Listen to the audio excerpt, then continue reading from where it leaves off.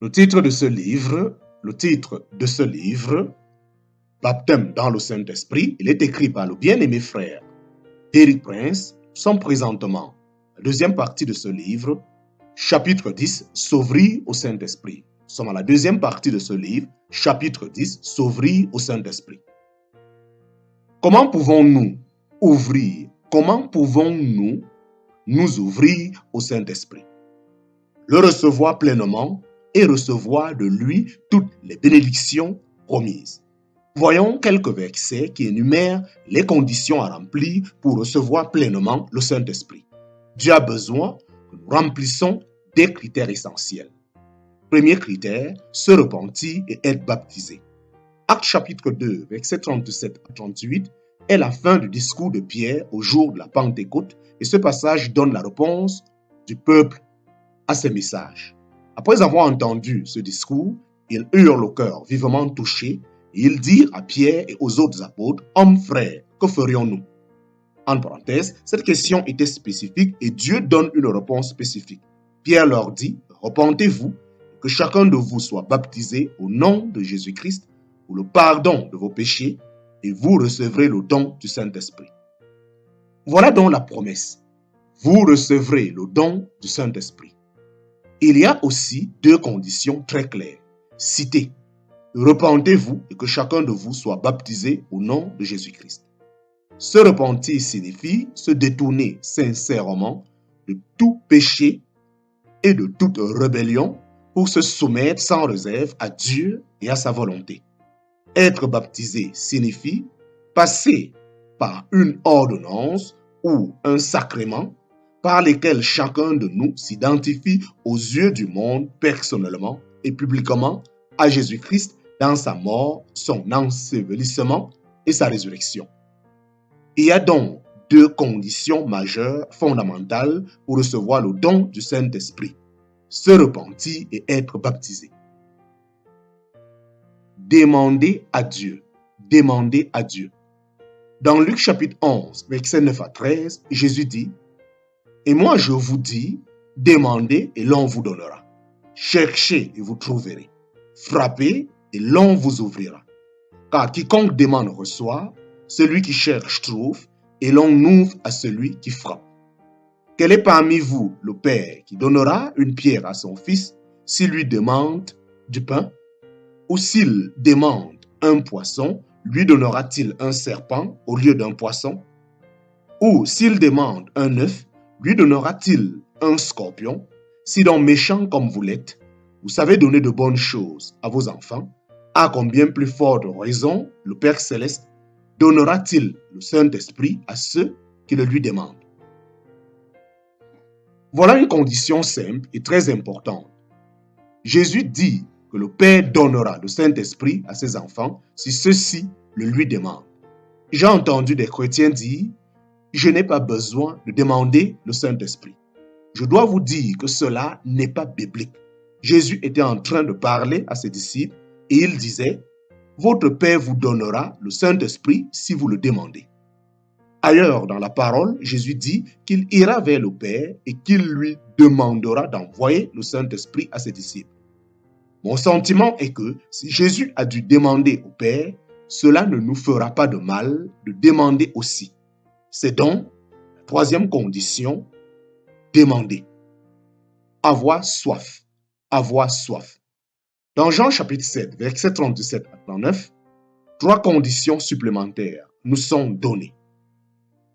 Le dernier jour, le grand jour de la fête, Jésus, se tenant debout, s'écria, « Si quelqu'un a soif, qu'il vienne à moi et qu'il boive. Celui qui croit en moi, des fleuves d'eau vive couleront de son sein, comme dit l'Écriture. » Et il dit cela de l'Esprit que devaient recevoir ceux qui croiraient en lui, car l'Esprit n'était pas encore, parce que Jésus n'avait pas encore été glorifié.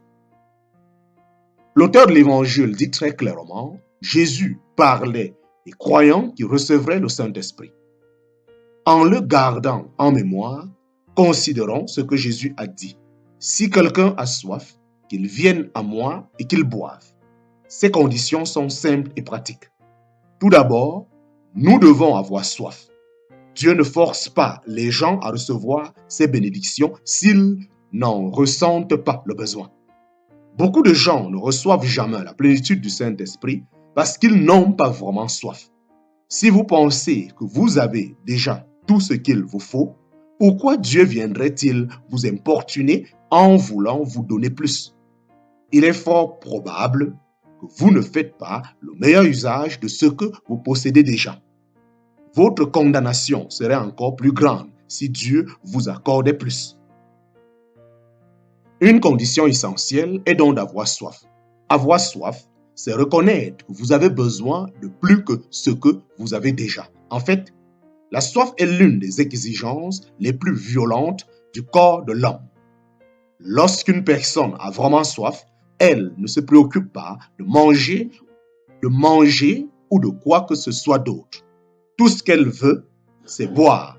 J'ai passé 3 ans dans les déserts d'Afrique du Nord et je me représente assez bien ce que signifie la soif. Lorsqu'un homme a soif, il ne perd pas son temps à marchander ou à discuter. Il se dirige tout droit vers un point d'eau. Voilà ce que Jésus voulait dire en affirmant que vous deviez avoir soif. Venez à Jésus. Venez à Jésus. Puis, si vous avez soif, il dit, venez à moi. La deuxième condition est de venir à Jésus. Il est celui qui baptise dans le Saint-Esprit. Si vous voulez le baptême, vous devez venir à celui qui baptise dans le Saint-Esprit. Aucun être humain ne baptise dans le Saint-Esprit, seulement Jésus. Boire, boire. Ensuite, il dit que vous deviez boire. C'est tellement simple que certaines personnes l'oublient. Boire. Boire signifie recevoir volontairement quelque chose à l'intérieur de vous. Le corps réagit physiquement à cette volonté. C'est aussi cela, recevoir le Saint-Esprit. Avoir soif, venir à Jésus et boire sont des choses essentielles. Être totalement passif et dire, bon, si Dieu veut le faire, laissons-le faire, n'est pas boire. Boire, c'est recevoir de manière active. Se soumettre, se soumettre.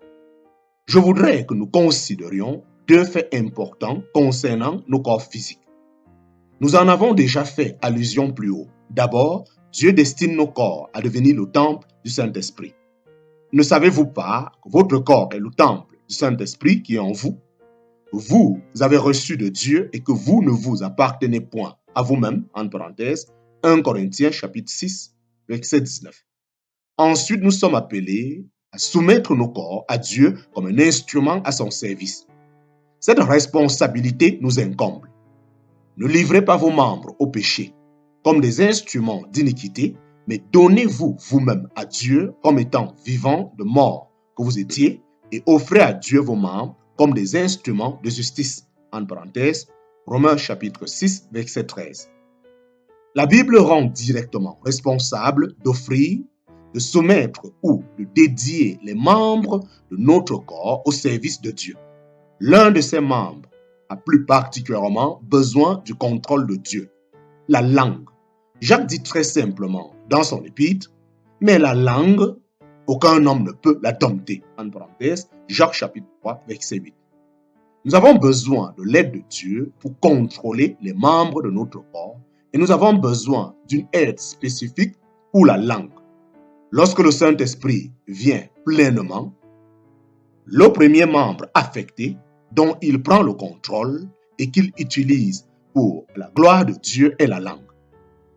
S'il vous prend l'envie de vérifier, vous réaliserez que chaque fois que le Nouveau Testament parle de gens remplis du Saint-Esprit, le premier résultat est une quelconque expression qui sort de leur bouche. Ils parlent, ils prophétisent, ils louent, ils chantent, ils parlent en langue. La bouche y est toujours mêlée. Lorsque vous venez à Jésus pour boire, le résultat final est une abondance qui déborde par la bouche. Ce principe est très clairement énoncé par Jésus dans Matthieu chapitre 12, verset 34b. Car c'est de l'abondance du cœur que la bouche parle. Lorsque vos cœurs sont remplis en abondance, ils débordent par la bouche, en parole. Dieu ne veut pas que vous ayez juste assez. Il veut que vous ayez en abondance. Souvenez-vous qu'il a dit « Des fleuves d'eau vive couleront de son sein ». C'est l'objectif que Dieu veut atteindre. Les exigences de Dieu. Les exigences de Dieu. Je vous résume ces 7 conditions que j'ai trouvées dans la Bible pour recevoir la plénitude du Saint-Esprit. Première condition, se repentir. Deuxième condition, être baptisé. Troisième condition, demander à Dieu. Quatrième condition, avoir soif. Cinquième condition, venir à Jésus, c'est lui qui baptise. Sixième condition, boire, recevoir à l'intérieur de soi. Septième condition, présenter vos corps comme un temple pour le Saint-Esprit et vos membres comme des instruments de justice. Peut-être vous demandez-vous comment vous pouvez arriver à tout cela. Dans le dessein de vous aider, je vous donne un modèle de prière énumérant tout ce que je vous ai expliqué. Lisez-le et, si c'est votre prière, dites-le à voix haute au Seigneur. Seigneur Jésus, j'ai soif de la plénitude de ton Saint-Esprit. Je t'offre mon corps comme un temple et ses membres comme des instruments de justice, tout particulièrement ma langue. Membre que je ne peux dompter. Je prie que tu me remplisses et que tu laisses ton Saint-Esprit couler de mes lèvres en flot de louanges et d'adoration. Amen. Si vous avez fait cette prière sincèrement, elle a été entendue et les résultats ne se feront pas attendre. Il se peut que vous soyez assez surpris de l'ampleur que vous allez recevoir. Seigneur Jésus, j'ai soif de la plénitude de ton Saint-Esprit. Je t'offre mon corps comme un temple et ses membres comme des instruments de justice, tout particulièrement ma langue, membre que je ne peux dompter. Je prie que tu me remplisses et que tu laisses ton Saint-Esprit couler de mes lèvres en flot de louanges et d'adoration. Amen. Si vous avez fait cette prière sincèrement, elle a été entendue et les résultats ne se feront pas attendre. Il se peut que vous soyez assez surpris de l'ampleur que vous allez recevoir. Fin du chapitre 10, fin du chapitre 10. Et en même temps, fin de ce livre. Il a été traduit en audio par votre bien-aimé frère, Nyezako Temomo Honoré. Je ne peux m'empêcher de reconnaître certaines erreurs dans ma traduction, mais puisse le Saint-Esprit vous remplir et vous permettre de rencontrer le cœur de notre bien-aimé frère Derrick Prince. Que toute la gloire lui revienne au nom de Jésus-Christ. Amen.